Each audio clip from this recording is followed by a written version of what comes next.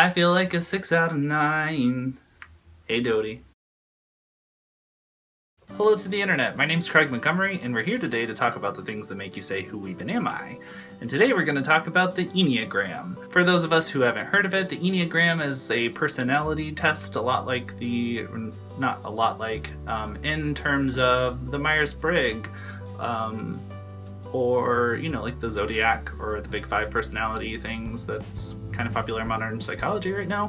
All of which are kind of fun and slightly not very useful. The thing that I really like about the Enneagram, though, is that it doesn't end up feeling like a navel-gazing, oversimplified view of the human experience. And to be fair, if you find value in any of the other systems that, we use for personality labeling, then that's great, and I don't want to devalue that at all. They just haven't been personally useful for me. So my friend Emily actually introduced me to the Enneagram years ago, and when she explained it to me, I was super excited about it. I thought it was really cool. I took the test and I typed out as a 5, which I identified with a lot of the aspects of what a 5 is defined as, and I'll get into the numbers in a minute. But ultimately, it didn't really resonate with me, and I eventually lost interest. Flash forward to now, and I was watching a Tessa Violet vlog, and she mentioned the Enneagram and being typed out as a number, and her thoughts on personality quizzes and stuff. And I remembered how interesting it was, and I got really excited, and I retook the test, and I actually typed out as a 6 this time. And talk about feeling like you're being read. I definitely had been mistyped before, and so it's been really interesting to look into the information on 6s, and it's been giving me lots of interesting insights into myself and my behaviors and my pathologies. So I wanted to talk about it. So the main thing about the Enneagram is that it kind of defines your personality in terms of your leading motivation and your biggest fear. So for a 6, for example, the leading motivation is security, and then the biggest fear is lack of security, basically your biggest goal not coming true. And that's how it works for most of the types. They just are kind of based around different leading motivations. So for a 6, which is considered the skeptic or the loyalist, if you want to be not so negative terms, a lot of people have a hard time with it because the skeptic sounds very pessimistic and not happy. But if you know me at all, I am a fairly happy person, and I'm actually pretty optimistic. So the really cool thing about the Enneagram is it provides a framework, and then there are just limitless ways for that to be expressed as a human being. So a 6, seeking security. What does security mean to you? So in terms of me, my security seeking behaviors are for community. I'm almost always looking for a connection and for a secure bond between me and other human beings. Whereas the biggest fear with that becomes abandonment, or not being able to secure bonds with people. So I deal with a lot of afraid of not being liked. And I hear it, that is a very common experience. That's something that 90% of humans struggle with. So I do get that, but the thing to focus on here is that this is my leading motivation. Most of my behaviors are built around trying to secure this goal.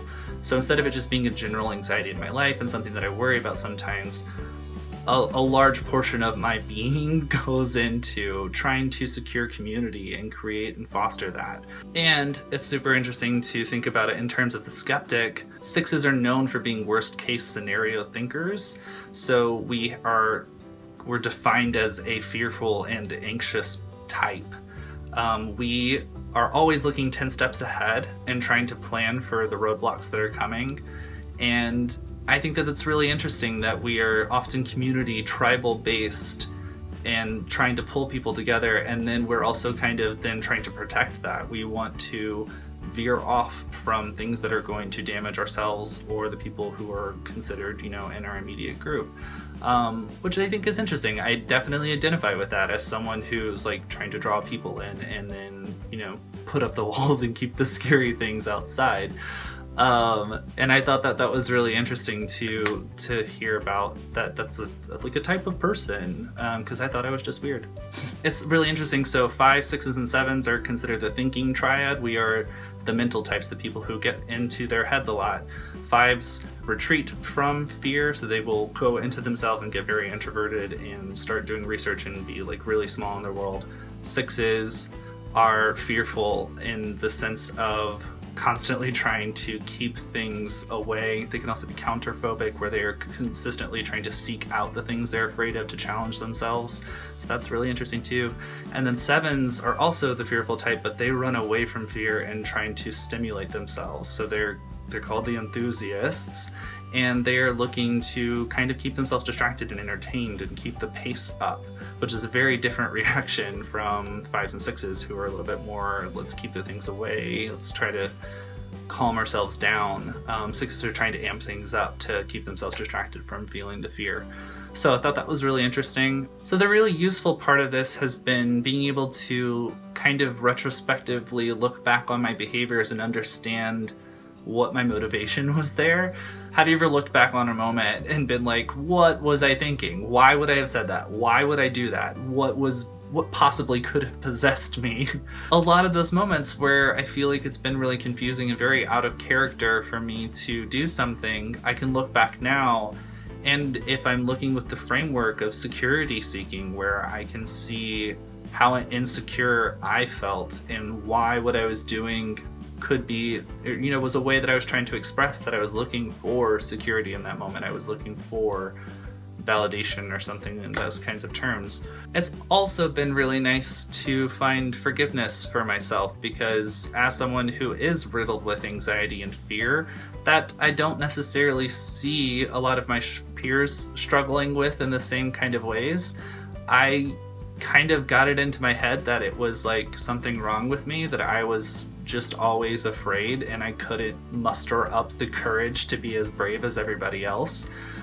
And it's very interesting and I guess a little comforting to know that it's just kind of the way that I'm wired. I'm wired to be a troubleshooter and someone who's looking for where the things break so I can ring the alarm and let the community know.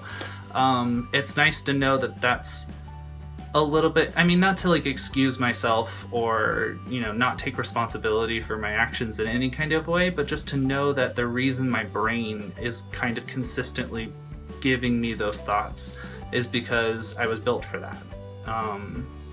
And I think it's really interesting to think about it in the context of, is there an evolutionary standing there? Like, are these roles that are being pointed at with the Enneagram maybe like the pillars of what society needs? I think that's really interesting to think about, because if you look at it and the way that they kind of function all together in a certain way, and they definitely kind of serve a purpose in terms of a social structure being able to function. So it's interesting to think about it in those terms and to feel like there's validity for what I bring to the table and that there are uses for it, rather than just feeling like I'm riddled with anxiety and can't function. And another thing that I really like about the Enneagram is that it defines your personality, these traits of your number, as the stuff that gets between being authentically you and life. And I thought that was pretty fascinating, that all of these things that I do consider very me, they're very much my personality, that's the stuff that's holding me back, and the work I have to do is learning how to incorporate that, integrate it into who I am, accept it, forgive myself for it, and then I can be better at being authentically me and bringing what I have to the table, because I'm not being held back by sort of these habitual pathologies. Which, if you really look at any modern school of psychology, that's really what they preach, is kind of learning how to accept and move through our difficulties in order to bring our authentic selves to the table. So this Enneagram is just kind of like a different framework to look at through that, and I personally am finding it kind of useful. It's got some interesting tools there. I'm not like an expert, so I can't say much aside from I find this really interesting and fascinating, and it's been really cool to look at. I guess, and to get a little bit more honest with myself about my specific brand of anxiety. It's also nice to kind of not feel so alone. I like the idea that there are other 6s out there that deal with my kind of crazy, that have, worst case scenario thinking, and it helps me accept that like this is just the way that my brain works, and I don't have to fight it so much. I can accept it. I can understand that, okay, I'm here, this is what's going to happen in my brain, and now I just need to have self-awareness of what's going on and try and seek out the right way for me to move past this, without kind of letting myself get wrapped up in the anxiety. There's something about knowing that the anxiety is happening because just of the way that I'm wired helps me understand that it can be a false alarm. I'm wired to be oversensitive to this stuff, and I can learn to be less sensitive in ways, I guess. That's kind of what I've got with it so far. I think it's really interesting. I don't know much beyond that. It's been a very cool lens to look at stuff and to get a little bit more honest with me about me. And I wanted to talk about that and share it with you guys, because it's not often you find things that are this like enlightening in ways, or could have the possibility of being enlightening. So I wanted to encourage you to go and find out your number, see if it resonates with you.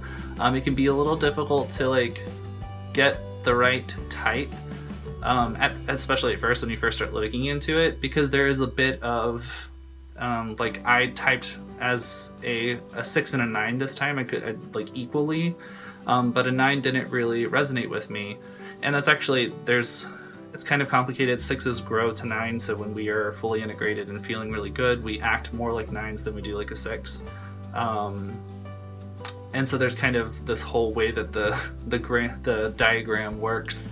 But it's worth looking into. It's a fun little activity. You don't have to put too much weight into it. But if you're looking to dig in a little bit and do some self-evaluation and try and find like new ways to grow, it could be cool for you. So I wanted to share. If you do end up taking the test, comment down below what type you end up getting, and if you feel like it's you, or if you don't. I'm really interested to talk to other people about this, so hit me up. And that's all I've got for you guys. As always, take care of yourself.